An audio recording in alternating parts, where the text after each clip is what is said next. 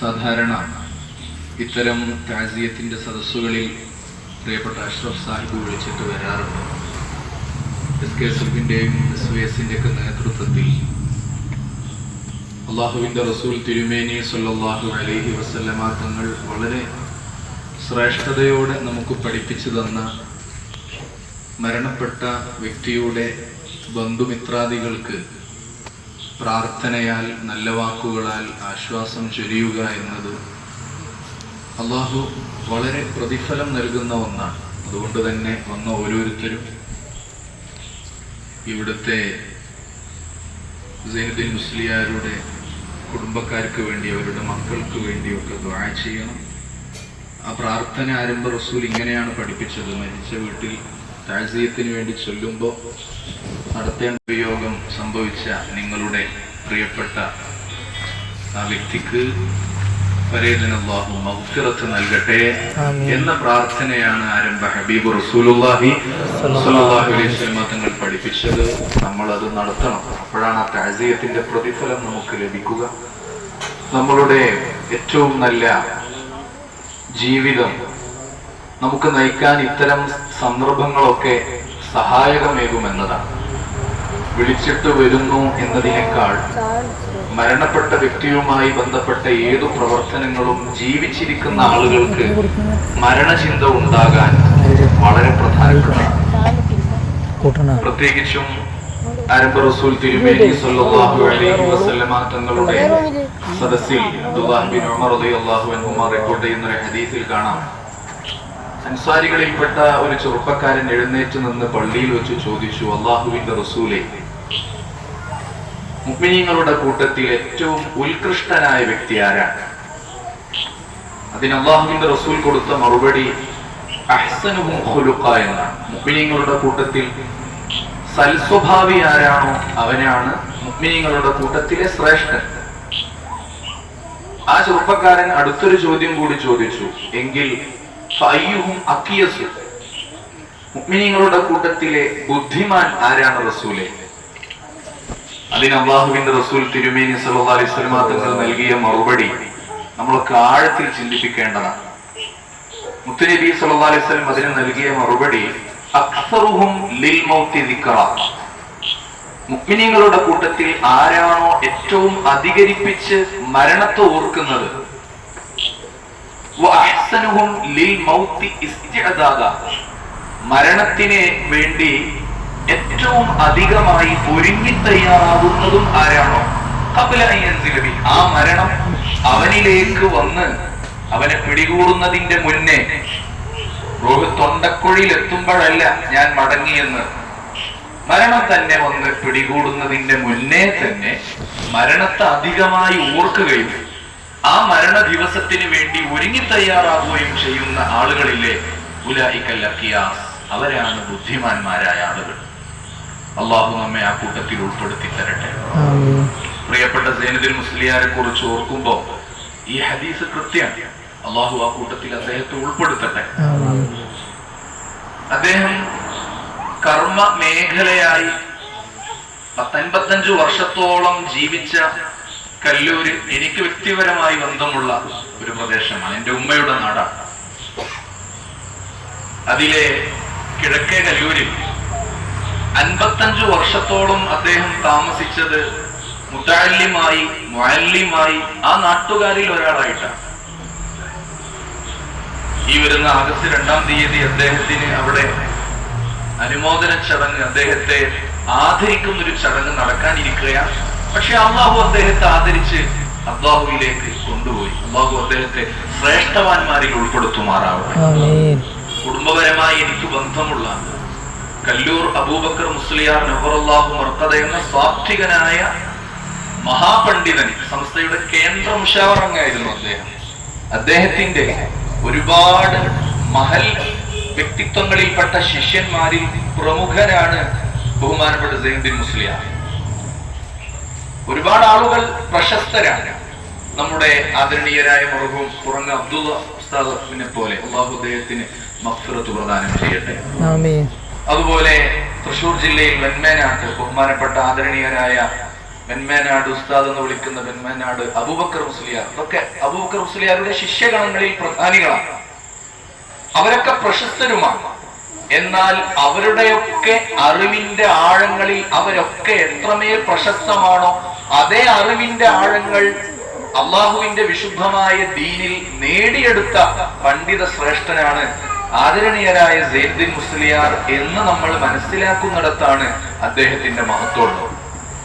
വിശുദ്ധ ഖുർആൻ സൂറത്തുൽ ഫുർഖാനിൽ കാരുണ്യവാനായ അള്ളാഹുവിന്റെ അടിമകളെ കുറിച്ച് പറയുന്നിടത്ത് വളരെ കൃത്യമായൊരു പ്രസ്താവ്യം നടത്തിയിട്ടുണ്ട്. ബിസ്മില്ലാഹിർ റഹ്മാനിർ റഹീം വഇബാദുർ റഹ്മാനില്ലദീന യംശൂന അലൽ അർളി ഹൗനാ വഇദാ ഖാതബഹുമുൽ ജാഹിലൂന ഖാലൂ സലാമ. നടുവട്ടം പ്രദേശത്തുകാർക്ക് സൈനുദ്ദീൻ മുസ്ലിയാരെ കുറിച്ചുള്ള ആ ഒരു മനസ്സിൽ ചിത്രം പതിയുമ്പോ വളരെ സാത്വികനായി, ഭൂമിക്ക് പോലും ഭാരമുണ്ടാകരുതേ എന്ന് ചിന്തിച്ച് തലയും താഴ്ത്തി ഒരു ബൈക്കിൽ ലിഫ്റ്റ് വേണമെന്ന് സ്വാഭാവികമായും ആഗ്രഹിക്കുമ്പോൾ കയ്യിൽ ഒരു ഹെൽമറ്റും പിടിച്ച് തന്നെ ബൈക്കിൽ കയറ്റുന്ന ആ ആൾക്ക് പോലും ഒരു ഭാരമുണ്ടാകരുത് എന്ന് ചിന്തിക്കുന്ന ഒരു മനസ്സിന്റെ ഉടമയുണ്ടല്ലോ.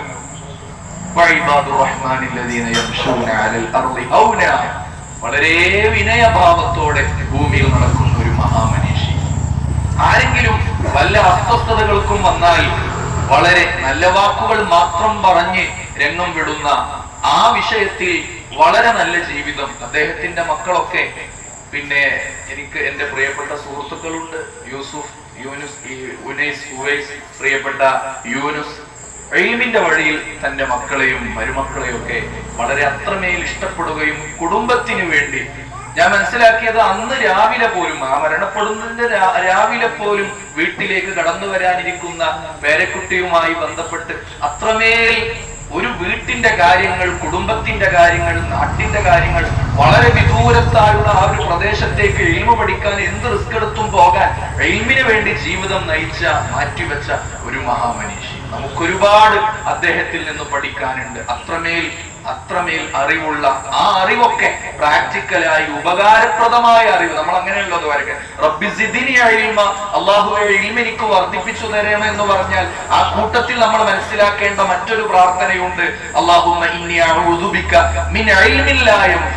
അറിവില്ലാത്ത പ്രശ്നമല്ല, അറിവ് ഉപകാരപ്പെടാതെ പോകുന്ന ഒരവസ്ഥയുണ്ടല്ലോ. നമ്മളൊക്കെ ഗൗരവത്തിൽ ആലോചിക്കേണ്ട ഒരു വിഷയമാണ്. അവിടെയാണ് ബഹുമാനപ്പെട്ട സൈനുദ്ദീൻ മുസ്ലിയാർ താൻ പഠിച്ച അറിവ് അത് വളരെ നല്ല രീതിയിൽ ഉപകാരപ്പെടുത്തുകയും അത് താനുമായി ബന്ധപ്പെട്ട ചുറ്റിപ്പറ്റിയ ആളുകൾക്കൊക്കെ വളരെ നല്ല രീതിയിൽ കൈമാറിക്കൊടുക്കാൻ അത്രമേൽ ഇഷ്ടപ്പെടുകയും ഇൽമിന് വേണ്ടി തന്റെ ജീവിതം മുഴുക്കെ, ഞാൻ ആലോചിച്ചു പോയി, 55 വർഷം ഒരു നാട്ടിൽ നിൽക്കുക എന്ന് പറഞ്ഞാൽ, ഉസ്താദ് എന്ന നിലയ്ക്ക് എനിക്കറിയാം ഒരു കൊല്ലം എങ്ങനെയാണ് ഒരു മഹല്ലിൽ പൂർത്തീകരിക്കുക, 2 കൊല്ലം എങ്ങനെയാണ് ഒരു മഹല്ലിൽ പൂർത്തീകരിക്കുക, 10 കൊല്ലം ആവുമ്പോഴേക്ക് ഇന്ന് പോലും ഒരാൾ എന്നോട് പറഞ്ഞത് 10 കൊല്ലം എന്നൊക്കെ പറഞ്ഞു കഴിഞ്ഞാൽ അത് വലിയൊരു ദൂരാണ്. അവിടെയാണ് 55 കൊല്ലം ഒരേ പ്രദേശത്ത് ആ നാട്ടുകാരുടെ ഉസ്താദായി, അവരുടെ നിത്യജീവിതത്തിലെ നിർദ്ദേശകനായി, അവരുടെ മാർഗദർശിയായി, എല്ലാവർക്കും പ്രിയപ്പെട്ടവനായി ആ നാട്ടിലേക്ക് പോയി ഓരോരുത്തരുടെ കാര്യങ്ങളിലൊക്കെ അന്വേഷിച്ച്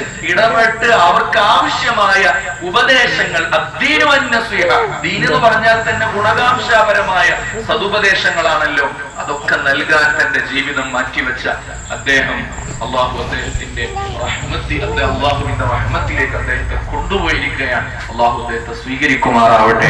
അദ്ദേഹം പകർന്നു കൊടുത്ത ഓരോ ഇൽമിനും പകരമായി പടച്ച റബ്ബ് അള്ളാഹു അദ്ദേഹത്തിന് ഉന്നതമായ സ്വർഗം നൽകി അനുഗ്രഹിക്കുമാറാവട്ടെ. ഇൽമിന്റെ വഴിയിൽ മരിക്കണം എന്നായിരുന്നു അദ്ദേഹത്തിന്റെ പൂതി. മക്കൾ എന്നോട് പറഞ്ഞു, പ്രിയപ്പെട്ട യൂനുസ് എന്നോട് പറഞ്ഞു, ബാപ്പയുടെ ആഗ്രഹം ഇൽമിന്റെ വഴിയിൽ മരിക്കണം എന്നാണ്. അത് അള്ളാഹു സാധിപ്പിച്ചു കൊടുക്കുകയാണ്. ആർക്കും ഭാരമാകാതെ, ഒരു പ്രശ്നവും പ്രയാസമൊന്നും ആക്കാതെ തന്നെ വളരെ നല്ല രീതിയിൽ ജീവിക്കാൻ അദ്ദേഹത്തിന് സാധിക്കുകയാണ്. അള്ളാഹു അദ്ദേഹത്തെ സ്വീകരിക്കുമാറാവട്ടെ. ഈ മജ്‌ലിസ് അതിന്റെ സാക്ഷ്യപ്പെടുത്തലാണ്. നമ്മളൊക്കെ അദ്ദേഹത്തെ സ്നേഹിച്ചു വന്നവരാണ്.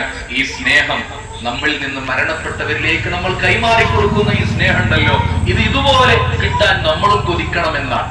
മാത്രമല്ല, അദ്ദേഹത്തിന്റെ ജീവിതത്തിൽ നിന്ന് നമ്മൾ നേടിയെടുക്കേണ്ട ഒരു പ്രധാനപ്പെട്ട ഒരു പാഠം ഒരു ഗുണപാഠം എന്നത് അള്ളാഹുവിന്റെ വിശുദ്ധമായ ദീനിന് വേണ്ടി, ഇൽമിന് വേണ്ടി ആരാണോ നിലകൊണ്ടത് ആ മനുഷ്യൻ ജീവിതത്തിൽ പരാജയപ്പെടില്ല എന്ന. അള്ളാഹു നമ്മയൊക്കെ വിജയികളിൽ ഉൾപ്പെടുത്തി അനുഗ്രഹിക്കുമാറാവട്ടെ. ഈ സദസ്സ് അള്ളാഹു ഖബൂൽ ചെയ്യുമാറാവട്ടെ.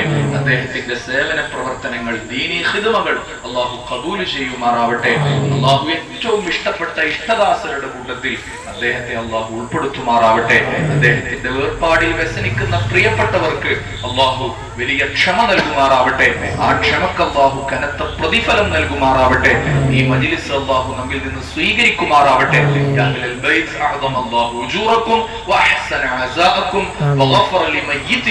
അള്ളാഹു നമ്മുടെ പ്രാർത്ഥന സ്വീകരിക്കട്ടെ. ഇൻഷാ അല്ലാഹ് ബഹുമാനപ്പെട്ട സുബൈർ ഉസ്താദ് എത്തിയിട്ടുണ്ട്. ദുആയിലേക്ക് പ്രവേശിക്കുകയാണ്. ഇൻഷാ അല്ലാഹ്.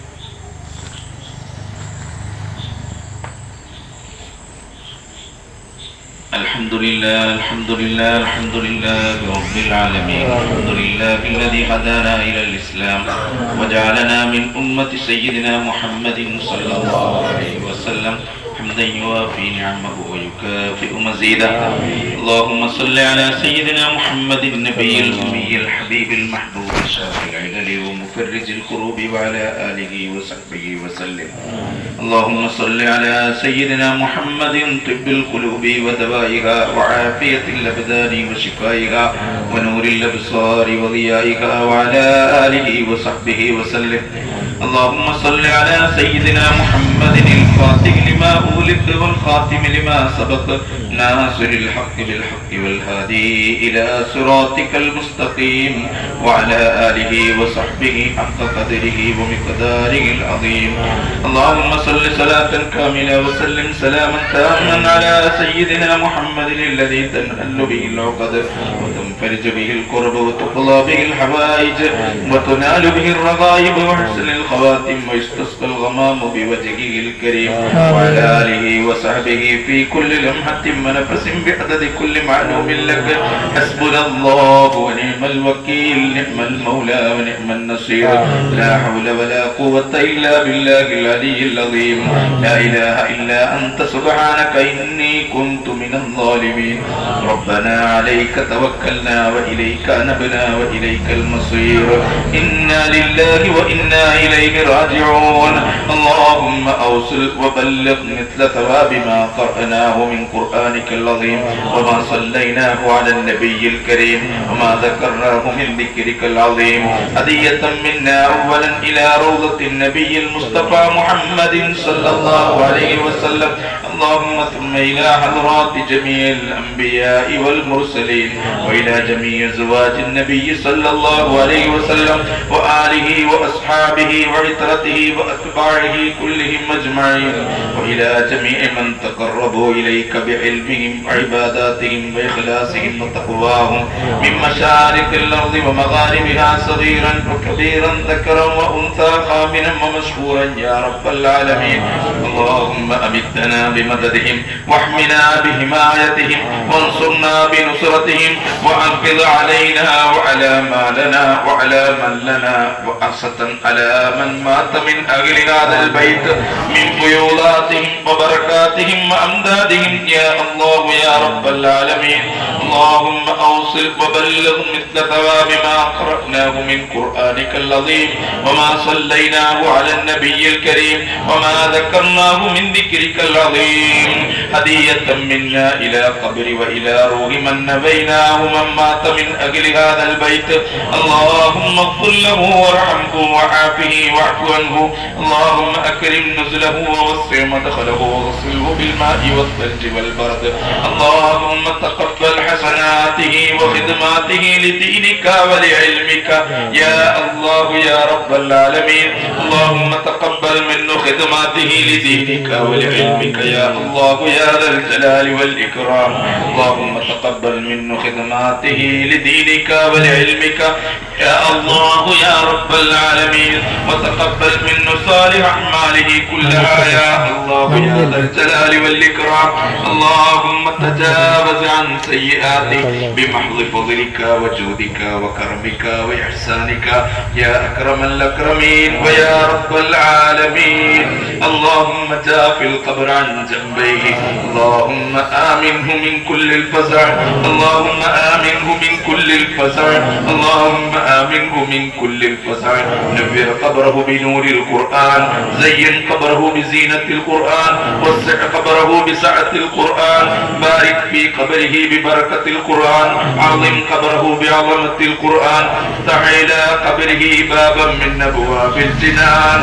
اللهم يمن كتابه، اللهم ثقل ميزانه، اللهم يسر حسابه، اللهم أبلج حجته، اللهم اسقه واسقنا من حوض كوثر النبي محمد صلى الله عليه وسلم، واجمع بيننا وبينه في دار جناتك ومستقر رحمتك مع عبادك الصالحين، مع الشهداء والزهداء والصديقين، مع نبينا وحبيبنا وقرة أعيننا محمد صلى الله عليه وسلم. اللهم اجعل عزاء أهله خيرا وصلاحا يا رب العالمين. اللهم افرغ الصبر على قلوب أهله يا رب العالمين. اللهم انزل الراحة والصحة والسلامة والعافية والنعمة الدائمة والبركة الدائمة في هذا البيت وفي بيوتنا وفي هذه العائلة وفي عائلاتنا يا رب العالمين. اللهم اجعل حياته وموته عظة واعتبارا لنا يا الله يا رب العالمين. ربنا هب لنا من أزواجنا وذرياتنا قرة أعين واجعلنا للمتقين إماما. رب اجعلني مقيم الصلاة ومن ذريتي ربنا وتقبل دعاء، وفقنا لخدمة الإسلام والمسلمين ولإشاعة سنة حبيبك سيدنا محمد صلى الله عليه وسلم، واجعلنا من العلماء العاملين ومن خادمي دينك الكريم خالصين لوجهك القبيل يا الله يا رب العالمين. قال الله تعالى في شأن حبيبه الكريم: إن الله وملائكته يصلون على النبي يا أيها الذين آمنوا صلوا عليه وسلموا تسليما. اللهم صل على سيدنا ونبينا وحبيبنا وشفيعنا ومرشدنا ومنجينا محمد صلى الله عليه وسلم. صلوا عليه صلاة وسلاما عليك يا رسول الله صلى الله عليه وسلم. سبحان ربك رب العزة عما يصفون وسلام على المرسلين والحمد لله رب العالمين بفضله. صلى الله على محمد صلى الله عليه وسلم. صلى الله على سيدنا محمد صلى الله عليه وسلم. اللهم صل على سيدنا محمد يا رب صل عليه وسلم. അസ്സലാമു അലൈക്കും വറഹ്മത്തുള്ളാഹി.